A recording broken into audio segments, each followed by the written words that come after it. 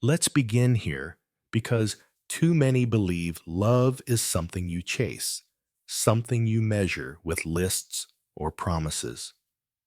Yet, deep inside, before your mind makes a choice, your soul already knows. It does not look at surface traits. It does not care about convenience or appearances. It waits for the one who awakens what lies hidden within you. And when that moment comes, you recognize it not by logic, but by a quiet certainty that feels both ancient and new. Love, in its truest form, does not flatter the ego. It summons the whole self. Before I continue, let me know where you're listening from in the comments. And if reflections like this resonate, don't forget to like and subscribe. Many mistake compatibility for depth. They say we like the same music, the same food, the same routines. That is comfort, but it is not transformation. Jung observed that true love touches something older and far more mysterious. It stirs the unconscious. It moves the archetypes that sleep beneath your everyday identity.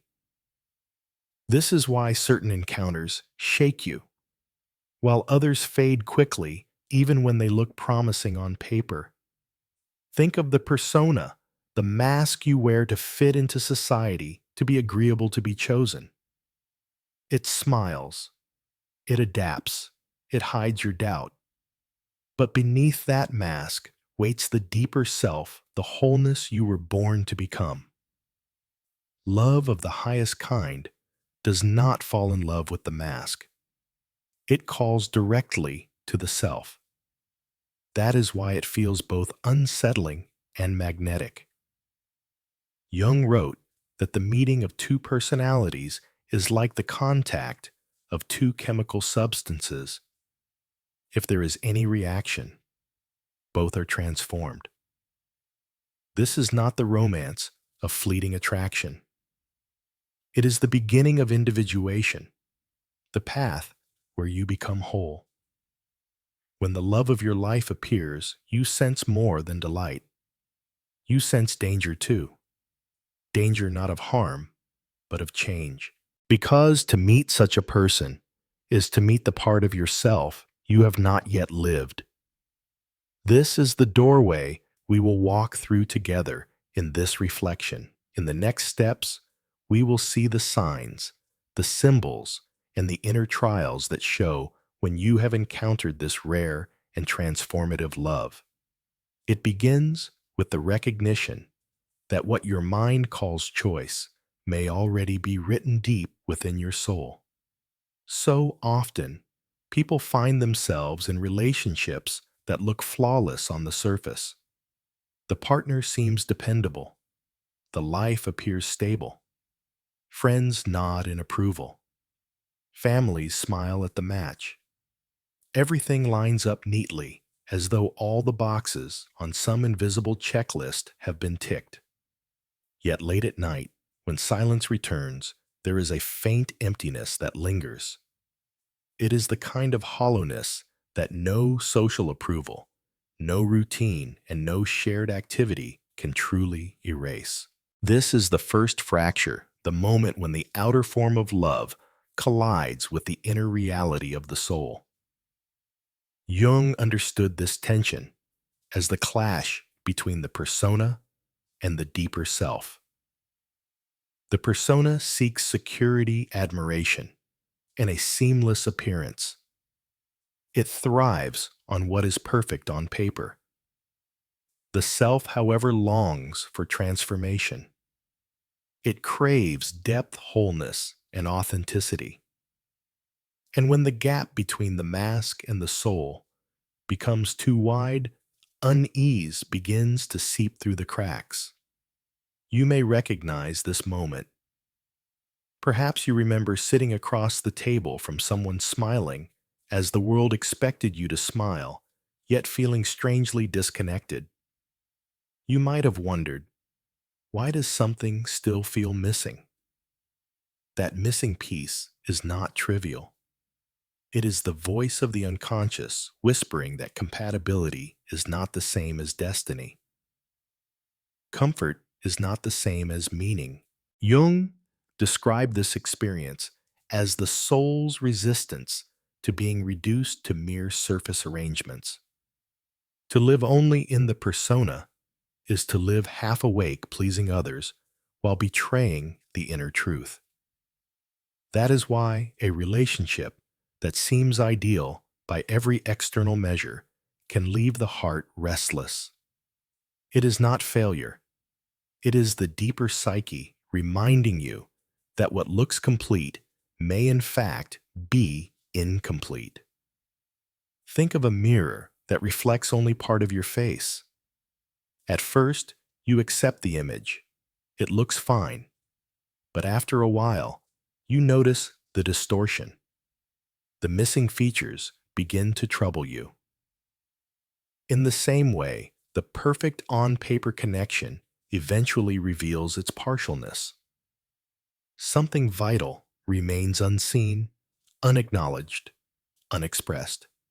This is the fracture that begins the journey. What happens when the unconscious resists the mask of the persona? At first, there may be small signs, irritation, without clear reason, a vague sadness, a desire for distance, even when closeness is offered. Over time, the signals intensify. You may feel more like an actor than a partner, rehearsing lines that no longer fit your soul. Jung warned that such fractures cannot be ignored forever. What the unconscious withholds will eventually break through in the form of dreams, conflicts, or sudden dissatisfaction. The danger is easy to see. Many people attempt to repair the fracture by tightening the mask. They double down on appearances. They insist to themselves that gratitude should be enough. They try harder to be content with what society calls success in love. Yet the fracture only deepens.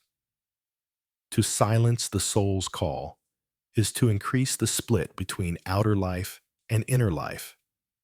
In this stage, projection often enters.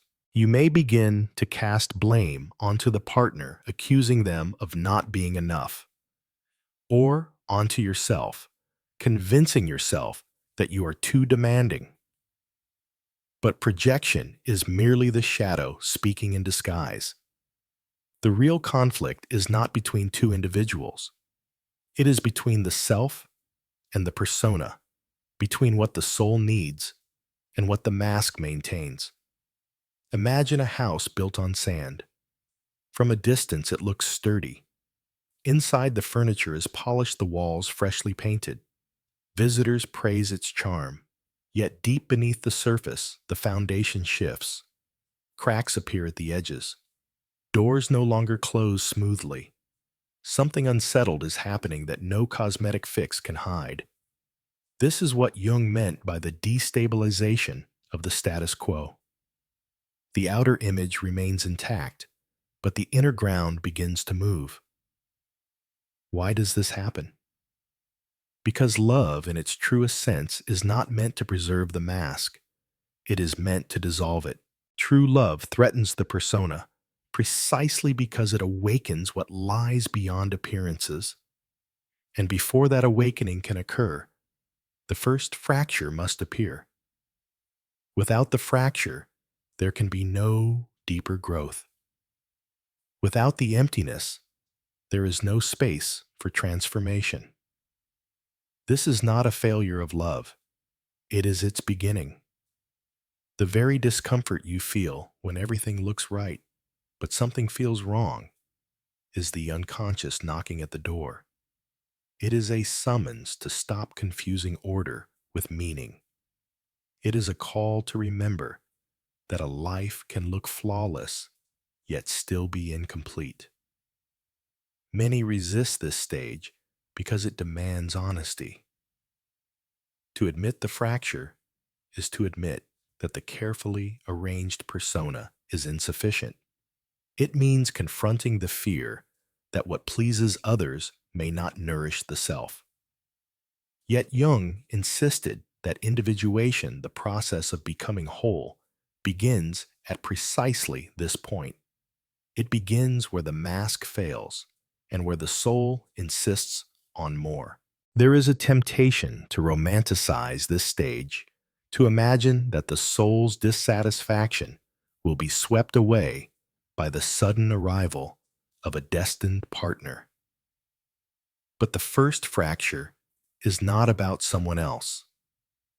It is about recognizing within yourself the gap between appearance and essence. Until that recognition comes, no partner, no matter how noble, can truly fill the void. Consider how often people repeat the same patterns in love, moving from one relationship to the next, each time convincing themselves that this one finally looks right. Yet the same emptiness returns. The repetition reveals the truth. It was never about the other person alone. It was about the refusal to face the fracture inside. Here lies the psychological danger. To avoid the fracture is to risk living an entire life within the persona, never meeting the self. That life may appear respectable, but it remains unfinished. The deeper archetypes, the lover, the sage, the creator, the child remain dormant. The full orchestra of the psyche is never played. But when you acknowledge the fracture, something shifts. You stop chasing perfection on paper. You stop silencing the voice of unease. You begin to ask, what does my soul truly need? That question marks the threshold of transformation. It is the moment when appearances no longer satisfy, and when the possibility of real love begins. Jung often said that the unconscious sends its signals through symbols. In this stage, the fracture might show itself through dreams of broken glass, unfinished rooms, or doors that will not open. These are not accidents of the night. They are images of the split within. They remind you that the path ahead requires integration, not denial. The first fracture is unsettling, but it is also sacred. It is the moment when the self whispers, there is more. More than the persona, more than appearances, more than convenience. To recognize the fracture is to honor the truth that what you seek is not simply comfort, but transformation. In the chapters ahead, we will see how this fracture leads to the encounter with the shadow, the stirring of synchronicities, and the awakening of archetypes. But it begins here, with the courage to admit that what looks perfect can still feel incomplete. It begins with the honesty to listen when the soul quietly resists the mask. For only when the fracture is acknowledged can the journey toward wholeness begin. And only then can love reveal itself not as an arrangement of appearances, but as the force that awakens the deepest truth of who you are. When the fracture has been felt, when the emptiness of perfect on paper is admitted, the next stage begins. Here, the shadow emerges, and with it, the tension between the mask and the true self. This is where love stops being a gentle comfort and becomes a mirror that refuses to lie. It is the point at which the persona, the face you polish for the world, begins to crack under the weight of deeper truth. The shadow is not only the dark qualities you deny, it is also the raw vitality you have hidden away. The instincts you were told to suppress the passions you considered too much, the sensitivities you thought were flaws. These exiled parts gather in the unconscious, and they do not disappear simply because you ignore them. They wait, they deepen, and eventually they rise. Jung taught that what is repressed does not vanish. It returns often in distorted or destructive forms. In relationships, the shadow often shows up as projection. Consider how quickly irritation can flare when someone touches a hidden sore spot. The complaint is rarely about the surface. It is about something in you that resists being seen. You may blame the other for being too demanding or too critical, but the intensity of your reaction reveals that they have stumbled upon a buried piece of yourself. This is why Jung insisted that relationships are not only about companionship, they are stages upon which our unconscious plays itself out. The persona tries to protect you from this exposure. It says, stay agreeable, stay polished, stay in control. But love of a deeper order is not interested in masks. It calls forth the parts of you that would rather remain hidden. The one who truly loves you does not fall for their persona. They begin, instead, to sense the shadow. And unlike most, they do not run from it. They hold the gaze steady, and in their presence, you realize that even your darkest edges are not unlovable. This is not a comfortable experience. To be seen at this level feels like someone has entered the private rooms of your soul without knocking. The instinct is to hide again, to close the door, to protect the mask. But if you remain, something transformative begins. You discover that the shadow is not only made of fear, anger, or shame. It is also the soil where unlived potential rests. Stubbornness becomes perseverance. Sensitivity becomes empathy. Even anger can become a force of clarity when integrated rather than denied. Here lies the true trial of this stage. The ego resists. The ego clings to the image it has carefully built, fearing that if the shadow is exposed, love will be lost. But the deeper connection reveals the opposite. When the shadow is acknowledged, the bond does not weaken, it deepens. The conflict you once feared becomes a doorway. Instead of destroying the relationship, it roots it in authenticity. Think of it as a dance of light and shadow across the same surface. The mask alone is too bright, too polished, leaving no depth. The shadow alone is too dark, too consuming. But together, they create contrast form and wholeness. A face is recognized not only by light, but by the shadows that give it definition. In the same way, the soul is seen not only in its virtues, but also in its flaws, its contradictions, its unrefined strengths. Jung warned that many flee at this stage. The confrontation feels too raw, the mirror too honest. Yet to flee is to abandon the very gift of transformation. For when someone loves you enough to see the shadow and remain, you have been given an invitation to step beyond the narrow comfort of persona into the vastness of the self. The shadow once embraced ceases to sabotage. Instead, it becomes a source of vitality. The qualities once turned against you now begin to serve you. Your criticism sharpens into discernment. Your fear becomes caution with wisdom. Your intensity turns into passion for what truly matters. This is why the meeting with the shadow is never destruction, but recreation.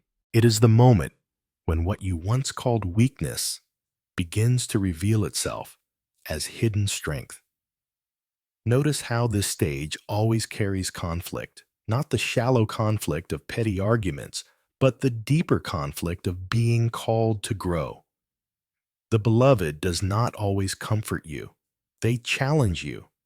They point sometimes without words to what you would rather not face. But this challenge is not cruelty. It is the work of love that seeks your wholeness, not your mask. In such moments, you may feel tested.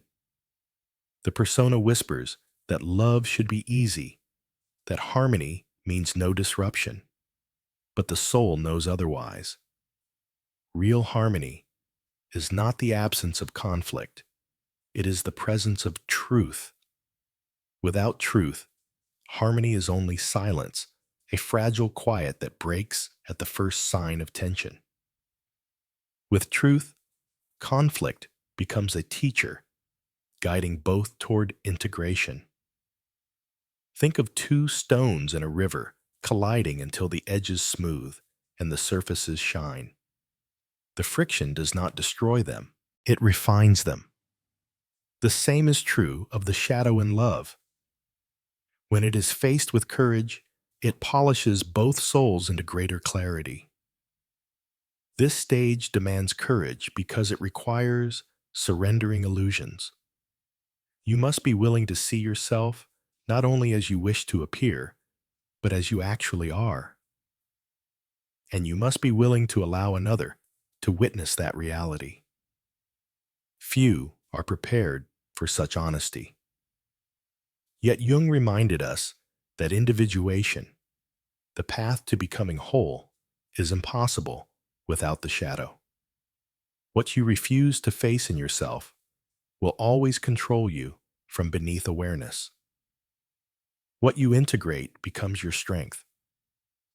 In the presence of true love, you cannot hide forever.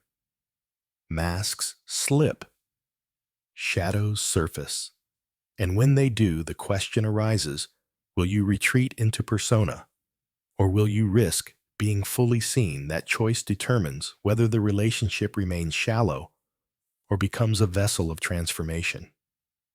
The shadow stage is not about perfection. It is about acceptance.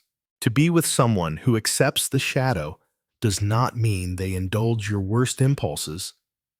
It means they do not mistake them for your essence. They see beyond the distortion to the potential beneath. They stand as witness to both your darkness and your light, reminding you that both belong to the same whole. This is why Jung described love as a sacred process. It is not simply attraction or affection. It is the willingness to walk together into the unknown places of the psyche, to face what is buried, and to return with treasure. The shadow is the treasure house of the soul, and only by opening it can we move toward the fullness that love promises. In this stage, the mask and the shadow wrestle. The persona wants to keep peace at any cost. The shadow demands recognition. Love is the arena where the struggle unfolds. And though it may be uncomfortable, it is necessary. For only when the shadow is integrated can the self emerge.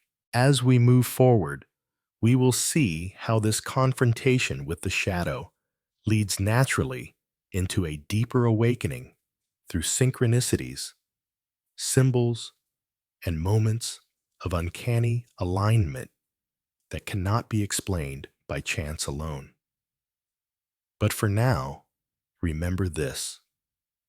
When love stirs your shadow, it is not punishment. It is a summons. It is life itself, asking you to step beyond the mask and into wholeness. When the shadow has been confronted, when the mask begins to slip and truth rises, something unexpected appears. The world itself seems to answer. Events align in ways you cannot explain. Thoughts echo across distance. Symbols surface at just the right moment. This is the stage Jung called synchronicity, a mysterious pattern where the outer world reflects the inner transformation. For many, these moments begin quietly. You think of someone and suddenly they call. You dream of a symbol, and the next day it appears in waking life. A chance encounter seems too precise to be chance. At first, you may dismiss it as coincidence, but as the pattern repeats, the weight of probability fades, and what remains feels like a deeper order. Jung saw synchronicity not as accident, but as the self revealing its presence. The self, unlike the persona or the ego, is not bound by surface logic. It communicates through images, through dreams, through meaningful connections that appear to be woven by an unseen hand. When you stand at the threshold of transformation, the unconscious begins to speak in this symbolic language. Think of it as a river beneath the ground. For years, you walk above it unaware. Then, one day, cracks form in the soil and water begins to seep through. At first, it is a trickle. Then it becomes a stream. Eventually, you realize the river has been flowing all along, and only now has it reached the surface. Synchronicity is that river of meaning finally breaking through into daily life. In the presence of the one who awakens your soul, synchronicities multiply. You may find yourselves finishing each other's thoughts, arriving at the same conclusion from different paths, or even sharing similar dreams. Jung described this as mystical participation, a kind of shared frequency that transcends ordinary communication. It is not fantasy. It is the psyche showing that two lives have entered the same pattern, guided by something larger than chance. These awakenings often appear most vividly in moments of crisis or decision. Just as you wonder whether to stay or to walk away, a sign appears subtle yet undeniable. A dream clarifies what reason cannot. A symbol returns with insistence urging you to see. The outer event mirrors the inner state, and you sense that the unconscious is arranging the stage. Jung called this alignment the hand of the self, guiding you toward individuation. This is not about superstition. It is about meaning. A random event passes and leaves nothing. A synchronistic event pierces you because it touches something already alive in your soul. It reminds you that your life is not a series of disconnected moments, but part of a larger myth unfolding. At this stage, fear and clarity often wrestle. Fear insists that these patterns are tricks of the mind, coincidences not to be trusted. Clarity whispers that they carry the voice of the unconscious, urging you toward transformation. The choice lies in which voice you follow. Those who cling to the persona dismiss the signs and retreat into the familiar. Those who listen to the self allow the mystery to guide them even without a map. Dreams become especially important here. Jung believed dreams are the royal road to the unconscious. In this stage, dreams may grow sharper, more symbolic, more insistent, A dream of a locked door might precede a decision about intimacy. A dream of a journey might arrive just as your life begins to change course. These dreams are not random. They are companions offering images that speak to the soul when words cannot. Notice how this awakening often feels both intimate and vast. On one level, it is about a single relationship, about the one who stirs these patterns in you. On another level, it is about your place in the greater web of meaning. Synchronicity reveals that your life is not isolated. It is interwoven with others, with symbols, with archetypes that belong to all humanity. Love becomes not only personal, but cosmic part of a rhythm that stretches beyond you. Yet this awakening carries weight. It demands humility.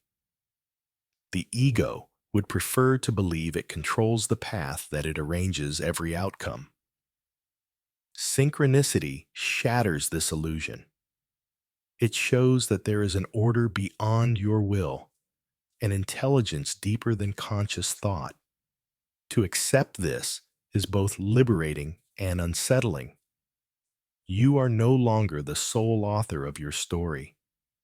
You are a participant in a myth larger than yourself. In this stage, the soul begins to say yes. Not the shallow yes of compliance or convenience, but the deeper yes of recognition.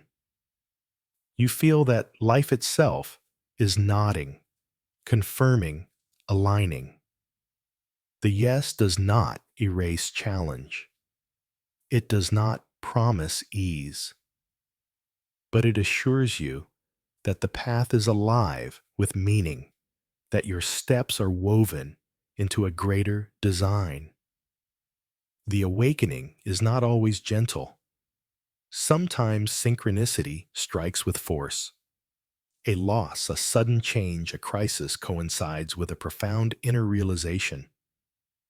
In those moments, you glimpse how the psyche uses both joy and sorrow to move you toward wholeness. Love that awakens is rarely soft in every moment. It is fierce, demanding, insistent. It insists that you grow, that you integrate, that you awaken fully to who you are. This is why Jung called love a transformative force, not a fleeting feeling. It reshapes the psychic structure itself. Through synchronicity, through dreams, through uncanny resonance, it pulls you out of narrow roles and into the fullness of being. The old certainties fall away, and in their place comes something more fluid, more alive, more real. Think of two instruments tuning to the same frequency. At first, the sound wavers dissonant. Then the tones align and resonance fills the space. This resonance is not achieved by force. It happens by recognition, by the adjustment that comes when both are willing to listen. Love at this stage is the same in attunement beyond words, a recognition that the music of your life has begun to play in harmony with another.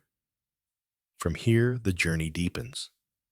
The awakening of synchronicity prepares you for the next stage, the activation of archetypes, the unlocking of hidden potentials that were dormant until this moment. Just as a piano comes alive, when touched by skilled hands, your soul begins to sound notes you never knew it could play. But this cannot occur without the awakening first. You must first trust the signs, honor the symbols, and allow the deeper yes to guide you. Remember, this awakening is not a single moment. It is a rhythm, a series of recognitions that unfold across time. Each synchronicity is a reminder. Each dream is a message.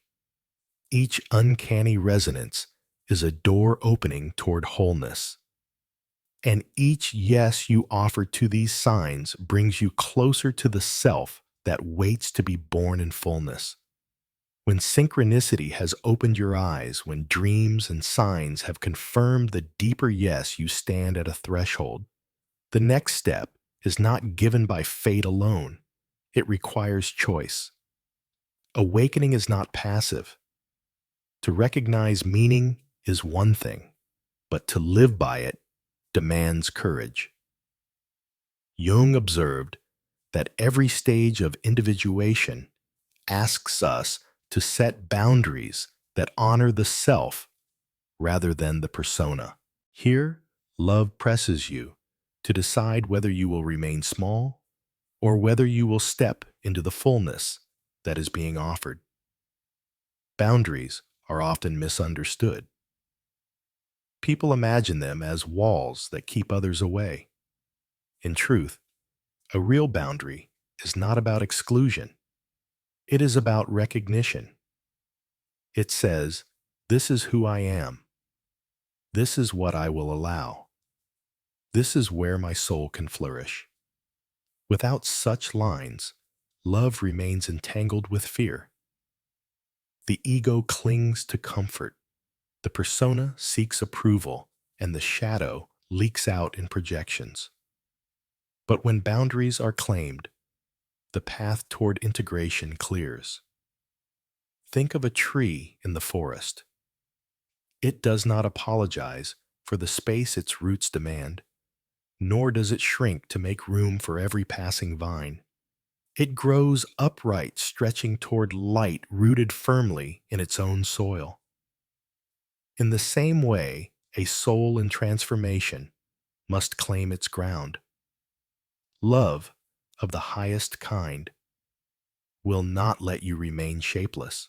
It will press you to define where you stand, and it will test whether you have the strength to remain true. This is why love so often brings conflict at this stage. Not conflict meant to destroy, but conflict that clarifies. You may feel torn between pleasing others and respecting your deeper truth. You may feel the pressure to maintain harmony at the cost of authenticity. Yet Jung reminded us that the greatest burden a child must bear is the unlived life of the parents. In relationships, the same principle holds. The greatest burden a soul can bear is the unlived life of its own essence. Boundaries are the way you prevent that fate. At this turning point, the archetypes begin to stir more fully. The lover appears, yes, but so does the sage who speaks wisdom. The warrior who protects the caregiver, who nurtures, and the creator who brings new form into being. Their activation requires action. You cannot invite these archetypes into your life while clinging to passivity. They awaken when you draw lines, when you risk disapproval, when you choose the self over the persona. It is here that many falter. The comfort of the old role beckons. The persona whispers, "Stay agreeable. Do not risk being alone. Do not make others uncomfortable." But the self calls louder. You were not born to betray your own wholeness. Every archetypal love story carries this test, the moment when one must choose between the illusion of safety and the truth of transformation. Boundaries are not only external, they are also internal. A woman may decide that she will no longer silence her voice for fear of rejection. A man may resolve that he will not use anger to hide vulnerability. Each choice draws a line within dividing the habits of the old self from the life of the new. And with each choice, the energy of the self grows stronger. Jung compared individuation to alchemy, a process of separating, purifying, and recombining until gold emerges. Boundaries are the separating stage. They strip away what no longer belongs, what cannot survive in the light of wholeness. This separation may feel like loss. Friends may drift, patterns may dissolve, even parts of your former self may feel left behind. But without this fire, the gold cannot appear. At this stage, fear and clarity meet again. Fear says, if I set this boundary, I will lose love. Clarity replies, if I fail to set this boundary, I will lose myself. And here, the paradox reveals itself. Only when you are willing to risk losing the relationship do you make space for a deeper, truer bond to form. Love that is sustained only by your silence or self-betrayal is not archetypal love. It is dependency, dressed as harmony. Consider the difference between demands and standards. Demands are born of insecurity. They attempt to control the other to force compliance. Standards arise from self-worth. They say, this is the level of respect and honesty in which I can live. Demands imprison. Standards liberate. In archetypal love, both partners grow when each stands in their truth. Boundaries do not shrink the connection, they deepen it. This is why real transformation always feels costly. You may face loneliness when old patterns fall away. You may encounter resistance from those who preferred the mask. But the soul knows the difference between loneliness that empties and solitude that strengthens. The first drains you. The second roots you in authenticity. Setting boundaries may lead you into solitude for a time, but that solitude becomes fertile ground for the self. Jung often described individuation as a confrontation with destiny. In this stage, destiny asks whether you will claim your life or surrender it to the patterns of others. Boundaries mark the answer.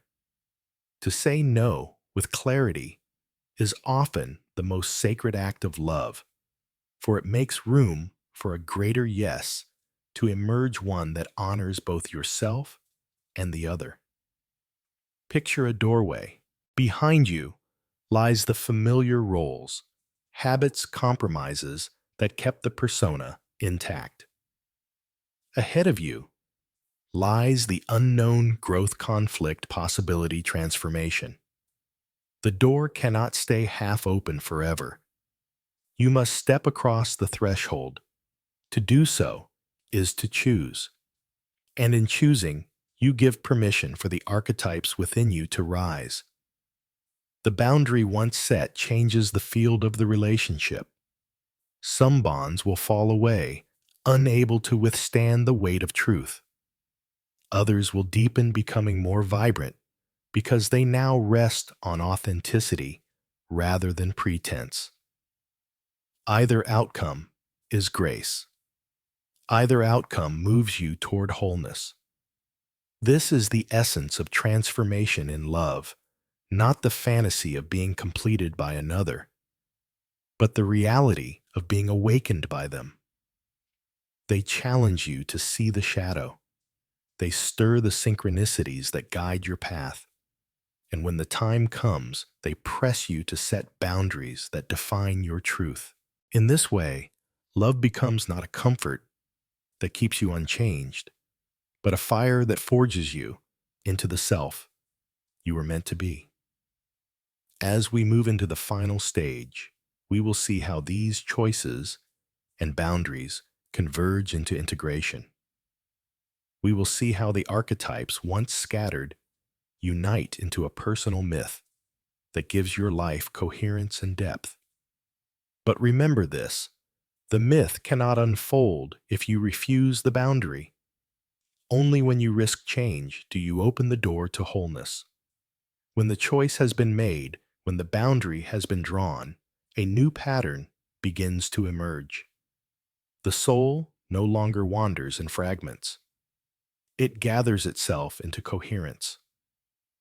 This is where love reveals its deepest gift, not the fleeting comfort of romance, but the sense that your life itself has meaning, as though the scattered pieces of your story now belong to a single design. Jung often spoke of the personal myth, the hidden narrative that each of us carries from birth. It is not a tale invented by the ego. It is written in symbols, dreams, and longings that the conscious mind rarely understands. For most, this myth remains buried, glimpsed only in moments of longing or crisis. But in the meeting with a love that awakens the soul, the myth comes alive.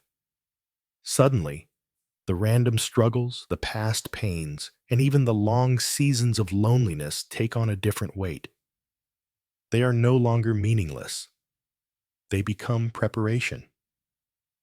To live your personal myth with another is to feel that you are no longer walking alone in a play without a script. Instead, you are co-creating a story that has depth and direction. It does not erase sorrow. It does not guarantee ease, but it infuses every moment with significance. The conflicts become lessons. The joys become celebrations of the whole self. Even silence together becomes part of the music. This sense of myth does not mean you and your beloved are identical. Quite the opposite. Jung described it as the union of opposites, two distinct lives woven together in a way that magnifies both. The contrasts no longer divide. They complement. One brings strength where the other holds tenderness. One offers insight where the other carries vision. Together, something greater is born. In this final stage, the persona has lost its grip. The shadow has been faced and partially integrated. The signs and symbols have been honored. The archetypes have awakened, and the boundary has been set. What remains is the experience of wholeness, not perfection, but wholeness. You recognize that love of this kind does not complete you by filling an emptiness. It completes you by awakening what was always within you, waiting to be lived. The closing lesson is simple yet profound. Love is not here to protect you from growth. It is here to call you into it. True connection does not let you stay small, hidden, or unchanged. It insists that you rise into yourself, that you allow the myth of your life to be fully written. And when you answer that call, even the ordinary becomes sacred. A shared meal, a walk at dusk, a quiet glance, all become symbols of something eternal moving through time. Jung reminded us that the deepest task of life is individuation, the journey of becoming whole. And though this path is deeply personal, it often reaches its fullness in relationship. For it is in the mirror of the other that we meet our own depths, and it is in the presence of another's soul that our own myth finds voice. So if you find yourself in such a connection, where synchronicities multiply, where the shadow is held without fear, where boundaries bring strength instead of distance, do not dismiss it. Honor it. For you are not simply in love. You are living your myth, the story that gives meaning to all the chapters that came before. And if you are still waiting, Do not despair. The self knows the time. The unconscious carries the pattern. Even your solitude is part of the preparation. The myth does not vanish because it is unseen. It waits quietly until you are ready to step into it. Let us close here with a reflection. The love of your life is not merely a partner. It is a mirror of the divine within you, the spark that draws your scattered parts into one flame. It is not possession, nor control, nor fantasy. It is recognition. And in that recognition, you are invited to become whole. Take this thought with you as the final word. What the mind doubts, the soul already knows. The signs are around you. The path is beneath your feet. And the self is always guiding you toward the fullness of who you are meant to be. Before we end, I'd like to leave you with a simple invitation. Share in the comments what part of this reflection spoke to you most deeply. Was it the shadow, the synchronicities, or the sense of a personal myth unfolding? Your words may be the very sign another listener needs to hear tonight.